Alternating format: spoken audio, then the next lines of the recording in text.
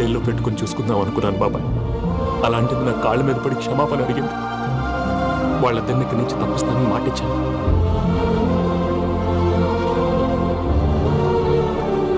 నీ గుండెల మీద తన్నిన పిల్లకి సాయం చేస్తానని మాటిచ్చినావు. ఇందులో తన తప్పే ఉంది పెద్దయ్య. పంతులు అప్పుడే చెప్పాడు, నేను ఒంటరి గవలా మిగిలిపోతానని. అదే జరిగింది. అయినా ఆ అమ్మాయి ఎక్కడ, నేనెక్కడ పెద్దయ్య? అసలు ఎవరు ప్రేమించకూడదు బాబాయ్. ఎందుకంటే అది ఫెయిల్ అయితే ఈ బాధ పూజ మాత్రం పడకూడదు. అందుకే మనం ఎలాగైనా వాళ్ళిద్దరిని తప్పించాలి. దానికి ప్లాన్ కూడా వేసాను. పిచ్చం కన్నా నిన్ను బాధ పెట్టినోళ్ళు కూడా బాగుండాలనుకునే నీ ఎస్సంటోళ్ళు వదులుకోవటం ఆ పిల్ల దురదృష్టం రా. తను చాలా మంచిది పెద్దయ్య. ఇందులో తప్పంతా ఆ ప్రసాద్ గాడు.